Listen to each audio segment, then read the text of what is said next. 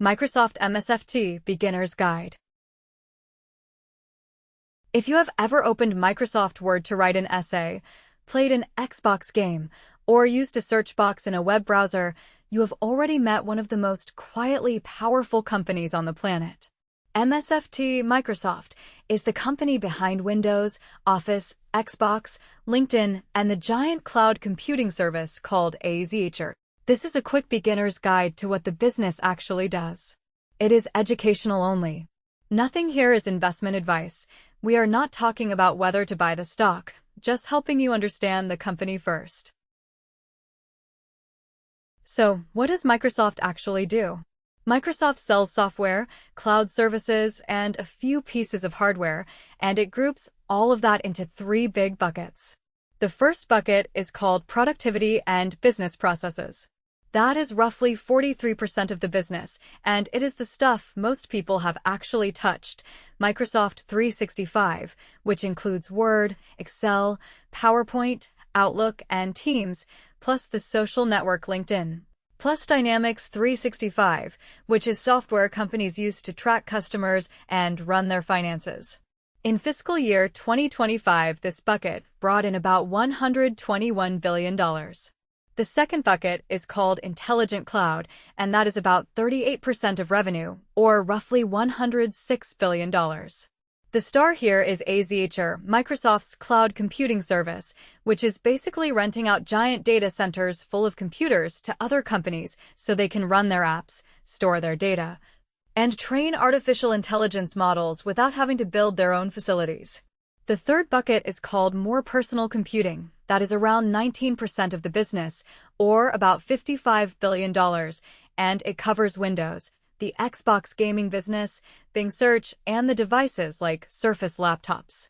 Total revenue was about $282 billion in fiscal 2025. The simple business model is this. Microsoft buys chips and infrastructure from suppliers like NVIDIA and AMD. Those are the companies making the graphics processing units, or GPUs, the specialized chips that handle AI workloads. Then Microsoft turns that hardware into cloud services and software and sells the result to enterprises, small businesses, developers, and regular consumers like you and me. So, who does Microsoft compete with, and how does it win? The flat report rates Microsoft's moat as wide. Moat just means competitive advantage, the thing that keeps other companies from catching up. So, who do they compete with? In cloud, Microsoft goes head-to-head with Amazon Web Services, AWS, and Google Cloud. In productivity software, they compete with Google's Workspace suite. In AI assistants, they compete with everybody from Google to startups like Anthropic, though it's worth noting Microsoft is also a huge investor and partner in OpenAI, the company that built ChatGPT. So why does Microsoft win? Two reasons stand out. First, distribution. Microsoft Office is installed on more than 400 million paid seats, and Windows runs on about 1.6 billion devices. That is a level of reach no software competitor has at the same scale. When Microsoft launches a new AI feature called Copilot inside Word or inside the developer tool GitHub, it is showing up in front of hundreds of millions of people who are already paying customers. Second, they control more layers of the AI stack than rivals. They host their own models, they host OpenAI's models, they host Anthropic's models, and they host open-source models, all on one platform called Foundry. Recently, Microsoft restructured its OpenAI partnership. They secured revenue sharing through 2030 and royalty-free intellectual property rights through 2032, which basically locks in the AI access without paying OpenAI a cut on every sale anymore. The combination of distribution plus AI layer ownership is the moat. What are the key drivers for the business over the past 5 years? Three forces drove the last few years. The first force is Azure, the cloud business, which has been the growth engine. Azure grew 40% in constant currency in the most recent quarter, meaning sales were up 40% year over year if you strip out currency effects. Demand actually exceeded supply. They could have sold more if they had more data center capacity. Cloud customers are pouring into newer services too, Foundry, the AI hosting service, has more than 300 customers on track for over 1 trillion tokens of AI usage. And a fast-growing data tool called Fabric crossed 35,000 paying customers. The second force is Copilot, Microsoft's AI assistant baked into Office, into GitHub, and into Windows. Microsoft 365 Copilot crossed 20 million paid seats, and the rate of new seat adds was up 250% year-over-year, the fastest growth since launch. Big companies are scaling up enormously.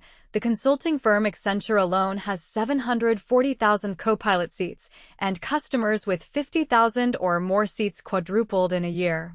Total AI revenue is running at more than $37 billion annualized, up 123%. The third force is profit margin expansion. Microsoft's operating margin, that is operating profit as a percent of revenue, climbed from 41% to 46% over the last few years, even while they were pouring massive amounts of money into AI data centers. They achieved that through cloud efficiency, careful operating expense control, and actually shrinking headcount year-over-year. Operating profit grew from about $106 billion to roughly $149 billion over 8 quarters. To wrap up, in one sentence, Microsoft is the company that sells the world's most used Office software, runs one of the world's 3 biggest cloud computing platforms, and is now bundling AI assistants into both of those franchises at massive scale. As a learner, the thing to keep an eye on is the AI build-out. Microsoft has guided to roughly $190 billion of capital expenditure in calendar 2026 to expand AI data centers, which is the biggest infrastructure build in corporate history. Whether Copilot adoption and AZHR growth can justify a spend that big is the open question the business is trying to answer. Again, this is educational only, not investment advice. The goal here was just to give you a clear picture of what Microsoft actually does before you go deeper.